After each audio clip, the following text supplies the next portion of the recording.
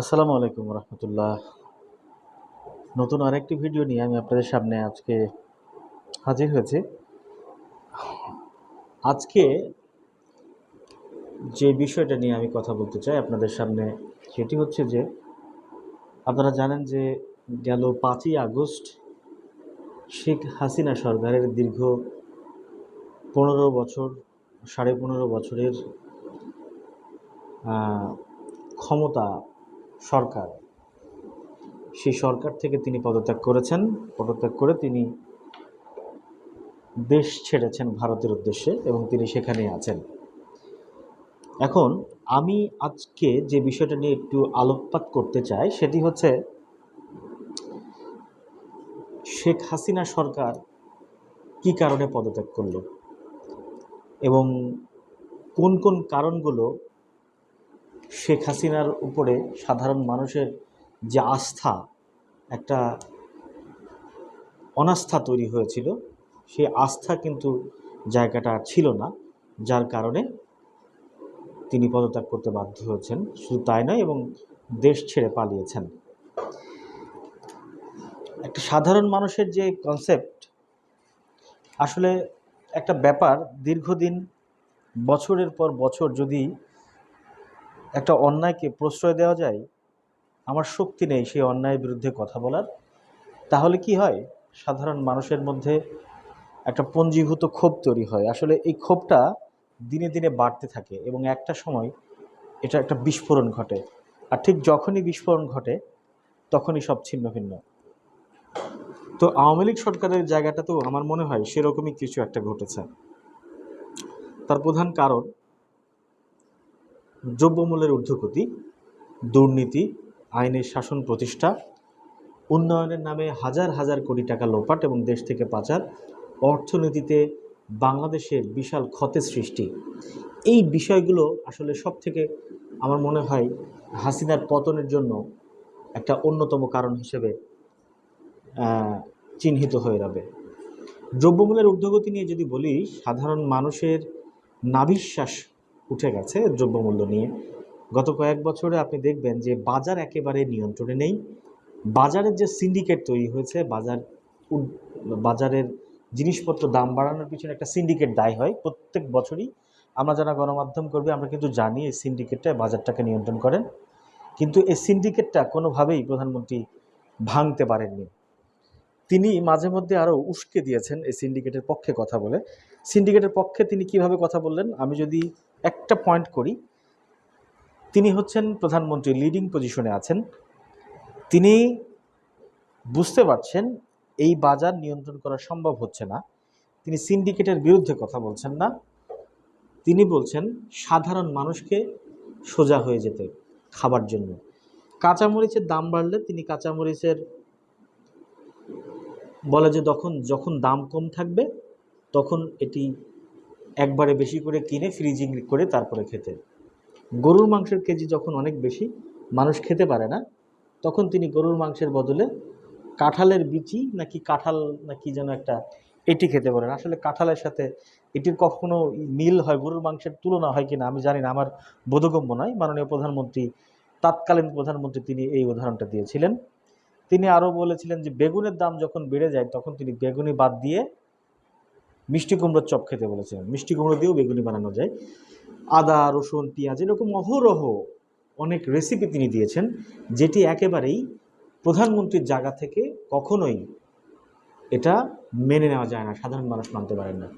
তিনি স্পষ্টভাবে জানাচ্ছেন এই ঘোষণার মাধ্যমে তিনি সিন্ডিকেটকে উস্কানি দিচ্ছেন, সিন্ডিকেটকে আরও শক্তিশালী করছেন, তাদেরকে উৎসাহিত করছেন এবং বাংলা সাধারণ মানুষকে তিনি এইগুলোর সাথেই তিনি অভ্যস্ত হতে বলছেন। তাহলে আপনি বুঝতে পারছেন যে একজন প্রধানমন্ত্রীর জায়গা যখন এরকম হয় তখন সাধারণ মানুষ করবে।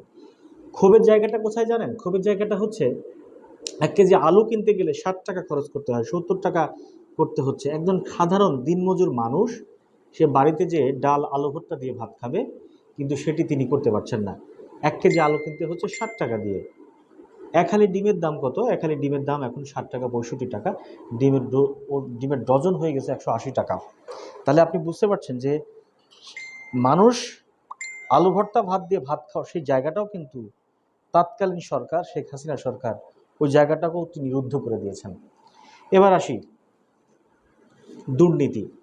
দুর্নীতির কথা যদি বলি, ব্যক্তিগত অর্জন খুব আশ্চর্য হই। বাংলাদেশের ব্যাংকগুলোর যে অবস্থা, এর থেকে আমার মনে হয় বেনজির সাহেব একটা ব্যাংকের যে পরিমাণ সম্পদ, ব্যাংকের যে পরিমাণ অর্থ আছে, আমার মনে হয় বেনজির তার থেকে বেশি সম্পদ নিয়ে রয়েছেন, টাকা পয়সা সব কিছু মিলিয়ে। বেনজিরের পর মতিউর, ছাগল মতিউর, আবিদ আলী প্রশ্নপত্র ফাঁসের জন্য তিনি 1000 কোটি টাকা কামিয়েছেন। সব থেকে মজার কথা, শেখ হাসিনার ঘরের মধ্যে শস্যের মধ্যে ভূত। জাহাঙ্গীর, তিনি তার বাড়ির পিয়ন না কি চাকর, যাই হোক হোয়াটএভার, 400 কোটি টাকার মালিক। আপনি কল্পনা করতে পারেন, যেই শস্য দিয়ে ভূত তাড়াতে হয় সেই শস্যের মধ্যেই ভূত বসবাস করছে। তাহলে আমরা যাব কোথায়, কার কাছে যাব? একটা ছোট্ট উদাহরণ দিই, সেটি হচ্ছে যে দুর্নীতিতে তিনি জিরো টলারেন্স। অনেক রাজনীতিবিদদের মুখে আমরা শুনেছিলাম দুর্নীতিতে তিনি জিরো টলারেন্স। আসলে সে জিরো টলারেন্সটা কোথায়? তিনি কয়েকটা উদাহরণ দিয়েছেন। জেকে শামীমকে ধরে দুর্নীতি ধরে, শাহেদকে ধরে, সাবরিনা আরিফকে ধরে, পাপিয়াকে ধরে, সম্রাটকে ধরে, এগুলো তার দলীয় লোকজনই। এদেরকে ধরে তিনি কি করেছেন? তিনি দেখিয়েছেন দুর্নীতিতে তিনি জিরো টলারেন্স। কিন্তু আমি একটু বলতে চাই, বঙ্গোপসাগর থেকে এক বালতি পানি নিলে যেমন বঙ্গোপসাগরের কোনো ক্ষতি হয় না, ঠিক তেমনি বাংলাদেশের দুর্নীতিবাজদের অবস্থা যদি বঙ্গোপসাগরের সাথে হিসাব করি, সেখানে জেকে শামীম, সাহেব, সাবরিনা আরিফ, সম্রাট, পাপিয়াদের এই যে তিনি ধরলেন, এক বালতি পানির সমানও না। তিনি এটা দিয়ে জাতিকে আইওয়াশ করতে চেয়েছিলেন, কিন্তু মূল জায়গায় তিনি হাত দেননি। নইলে বেনজির, মতিউর, আবিদ আলী, এইজাম, জাহাঙ্গীরের মতো মানুষকে আমরা চোখে পেতাম। আপনি কল্পনা করতে পারেন, একটা সরকারি হাসপাতালের নার্স 1000 কোটি টাকার মালিক, ঢাকা শহরের মধ্যে তার 6টা 7টা 8টা ফ্ল্যাট, তার নিজের গ্রামের বাড়িতে সেখানে রয়েছে প্রায় 3 কোটি টাকার প্রাসাদ। তাহলে আপনি বুঝতে পারছেন কোন জায়গাটায় বাংলাদেশের অবস্থানটা। উন্নয়নের নামে তিনি যে প্রকল্পগুলো যে বরাদ্দ নিয়েছেন, যেখানে 100 টাকা খরচ হবে সেখানে তিনি 500 টাকা খরচ করিয়েছেন। আমি নিজে সাংবাদিকতা করেছি, আমি নিজে জানি। আমরা যখন একটাকে যেতাম তখন দেখতাম কিছু কিছু জায়গায় বরাদ্দ, এমনকি আমরা দেখেছি যে পুকুর কাটতে হবে, এজন্য সংশ্লিষ্ট মন্ত্রণালয় থেকে ট্রেনিং নিতে বিদেশে যাবে, সেখানে 100 কোটি টাকা বাজেট ধরা হয়েছে পুকুর কাটা শিখতে। আপনি কল্পনা করতে পারেন কোন জায়গাটাতে আসি। এবং এছাড়া রাজনীতিবিদদের বিভিন্ন ধরনের কথা। তো এই সব জিনিসগুলো, অনেকগুলো জিনিস আপনি আস্তে আস্তে মানুষগুলোকে একটা পঞ্জীভূত ক্ষোভের তৈরি করেছে ভিতরে, যার কারণে ছাত্রদের এক ডাকে সাধারণ মানুষ জীবনের তোয়াক্কা না করে তারা কিন্তু শেখ হাসিনা সরকারের পতনের জন্য রাস্তায় নেমে এসেছে। তাই আমি বলবো, আমি যে বিষয়গুলো বললাম এটি সামগ্রিক বিষয়ের একেবারেই 16 আনার মধ্যে 4 আনার একটি অংশ। বাংলাদেশের অর্থনীতিতে উন্নয়ন প্রকল্পের নামে যে দুর্নীতি করা হয়েছে এবং অর্থনীতির যে ক্ষত সৃষ্টি হয়েছে, আমার মনে হয় না এই ক্ষত সারাতে কত বছর সময় লাগবে। আমার খুব কষ্ট হয় যখন আমরা জানি এদেশের তরুণ প্রজন্মকে এই 15 বছরের দুঃশাসনের খেসারতে এই তরুণ প্রজন্মকে দিতে হবে, তখন ভাবতে খুব কষ্ট হয়। তাহলে উন্নত জাতি হিসেবে আমরা নিজেদেরকে প্রতিষ্ঠিত করব কোন বছর থেকে? 2041, 2050, নাকি 3000, নাকি আমাদের কোন প্রজন্ম? যাই হোক, সবাই ভালো থাকবেন, সুস্থ থাকবেন। ভিডিও ভালো লাগলে লাইক, শেয়ার এবং সাবস্ক্রাইব করবেন। ভালো থাকবেন, সুস্থ থাকবেন। আসসালামু আলাইকুম ওয়া রাহমাতুল্লাহ।